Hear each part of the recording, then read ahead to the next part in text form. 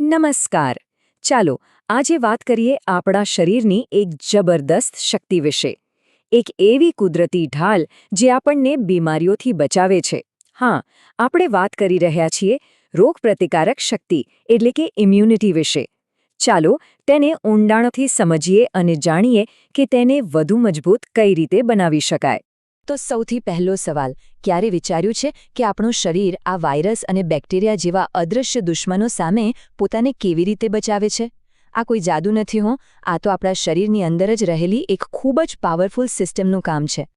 અને આ પાવરફુલ સિસ્ટમનું નામ છે રોગપ્રતિકારક શક્તિ એટલે કે ઇમ્યુનિટી. સમજો કે એ આપણા શરીરની પોતાની પર્સનલ આર્મી છે, એક સુરક્ષા કવચ જે કોષો, પેશીઓ અને અંગોથી બનેલું છે અને બહારથી આવતા કોઈપણ હુમલા સામે દિવસ-રાત લડતું રહે છે. પણ શું થાય જો આ જ સુરક્ષા કવચ નબળું પડવા લાગે? ઘણીવાર આપણી જ કેટલીક આદતો એની સૌથી મોટી દુશ્મન બની જાય છે. તો ચાલો સૌથી પહેલાં એ જાણીએ કે આપણી આ ઢાલ માટેના સૌથી મોટા ખતરા કયા છે. લિસ્ટમાં સૌથી પહેલો અને કદાચ સૌથી મોટું દુશ્મન છે અપૂરતી ઊંઘ. જો રોજ રાત્રે 7 થી 8 કલાકની ગાઢ ઊંઘ ના મળે તો શરીરને પોતાની જાતને રિપેર કરવાનો એટલે કે સમારકામ કરવાનો સમય જ નથી મળતો અને એની સીધી અસર આપણી ઇમ્યુનિટી પર પડે છે. બીજો દુશ્મન છે તણાવ એટલે કે સ્ટ્રેસ. સતત ચિંતા અને માનસિક ટેન્શન છે ને એ આપણી આખી ડિફેન્સ સિસ્ટમને અંદરથી ખોખલી કરી નાખે છે. યાદ રાખો, મન શાંત નથી તો શરીર પણ સ્વસ્થ રહી શકતું નથી. ત્રીજો દુશ્મન છે જંક ફૂડ. વધુ પડતી ખાંડ, મેંદો અને ખરાબ તેલવાળો ખોરાક એ આપણી ઇમ્યુનિટીના સૈનિકોને નબળા પાડે છે.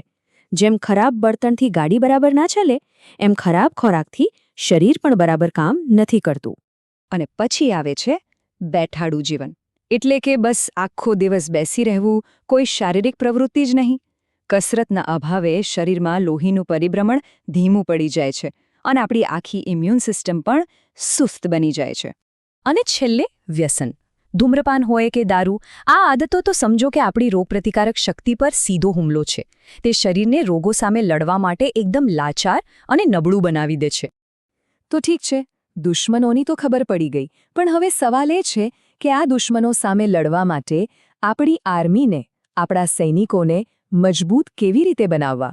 વેલ, જવાબની શરૂઆત થાય છે આપણી થાળીમાંથી, આપણા ભોજનથી. જો મજબૂત ઇમ્યુનિટી માટેના ખોરાકના આ 4 મુખ્ય આધારસ્તંભ છે. વિટામિન સી વાળા ફળો જેમ કે લીંબુ, નારંગી, આમળા એ આપણા સફેદ રક્તકણોને બૂસ્ટ કરે છે. પાલક અને બ્રોકોલી જેવી શાકભાજી એન્ટીઓક્સિડન્ટ્સ આપે છે. દહીં જેવા પ્રોબાયોટિક્સ આપણા પેટને સ્વસ્થ રાખે છે.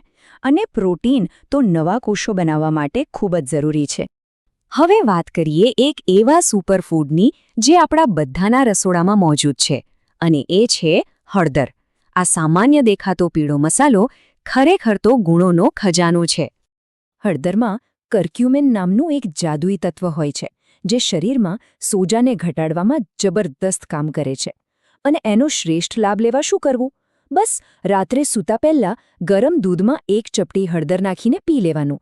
એકદમ સિમ્પલ પણ ખૂબ જ પાવરફુલ ઉપાય છે. ખબર છે, આપણું રસોડું છે ને એક નાનકડી ફાર્મસી જેવું જ છે. આદુ ગળાના દુખાવા અને ઇન્ફેક્શન સામે લડે છે. લસણમાં રહેલું એલિસન તત્વ ઇમ્યુનિટીને જબરદસ્ત બૂસ્ટ આપે છે. અને તુલસી ગિલોયનો ઉકાળો તો વાયરલ ઇન્ફેક્શન સામે એક રક્ષણાત્મક કવચ બનાવે છે. આ બધી સારી વસ્તુઓ તો છે જ, પણ એક વસ્તુ જેના વગર બધું અધૂરું છે, એ છે પાણી. દિવસમાં ઓછામાં ઓછું 8 થી 10 ગ્લાસ પાણી પીવું ખૂબ જ જરૂરી છે. એ શરીરમાંથી ઝેરી તત્વોને બહાર ફેંકે છે અને લોહીમાં ઓક્સિજન પહોંચાડવામાં મદદ કરે છે. તો ખોરાકની વાત તો થઈ ગઈ. સારો ખોરાક એ મજબૂત ઇમારતનો પાયો છે. પણ ખાલી પાયો પૂરતો નથી, ખરું ને? મજબૂત દિવાલો અને છત માટે આપણી આખી જીવનશૈલી, આપણી આદતો પણ એટલી જ મહત્વની છે. તો ચાલો મજબૂત ઢાલ માટેની આ 3 ગોલ્ડન આદતોને સમજીએ. પહેલું, રોજ ઓછામાં ઓછી 30 મિનિટ કસરત કે યોગ. બીજું, 7 થી 8 કલાકની પૂરતી અને ગાઢ ઊંઘ. અને ત્રીજું, રોજ સવારે 15-20 મિનિટનો કુંગળો તડકો, જેમાંથી આપણને જરૂરી વિટામિન ડી મળે છે. આ ત્રણેયનું કોમ્બિનેશન જબરદસ્ત કામ કરે છે. ઊંઘ વિશે એક બીજી રસપ્રદ વાત કહું. જ્યારે આપણે સૂઈએ છીએ ત્યારે આપણું શરીર ખરેખર તો સૌથી વધુ સક્રિય રીતે કામ કરતું હોય છે, રિપેરિંગનું કામ. એ દરમિયાન સાઇટોકાઇન્સ નામના ખાસ પ્રોટીન બને છે. આ પ્રોટીન એવા સૈનિકો છે જે સીધા ઇન્ફેક્શન સામે લડે છે. એટલે જ જ્યારે આપણે બીમાર પડીએ ત્યારે વધુ આરામ કરવાની સલાહ અપાય છે. અને હવે આ વાત ખૂબ જ સમજવા જેવી છે કે આપણું મન અને આપણી ઇમ્યુનિટી એકબીજા સાથે કેટલા ઊંડાણથી જોડાયેલા છે. સાયન્સ પણ સાબિત કર્યું છે કે જ્યારે આપણે ખુશ હોઈએ છીએ ત્યારે આપણી ઇમ્યુન સિસ્ટમ વધુ મજબૂત બને છે.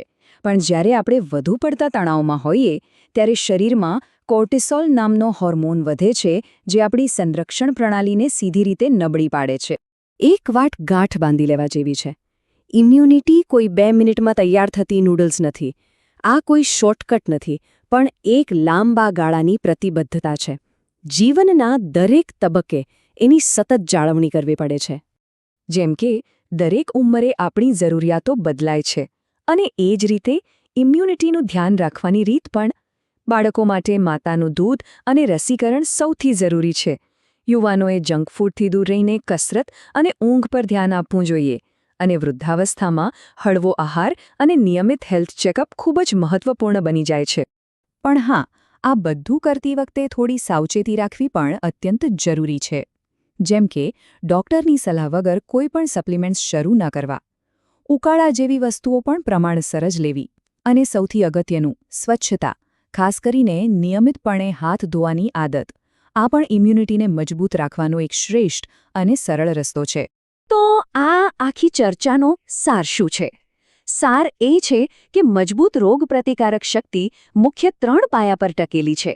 પહેલું, શિસ્તબદ્ધ જીવનશૈલી. બીજું, પૌષ્ટિક આહાર. અને ત્રીજું, સકારાત્મક અને શાંત મન. જો આ ત્રણેય વચ્ચે સંતુલન હોય તો સાચા અર્થમાં સ્વાસ્થ્ય પ્રાપ્ત થાય છે. અને અંતમાં આ એક ખૂબ જ ઊંડા વિચાર સાથે સમાપન કરીએ.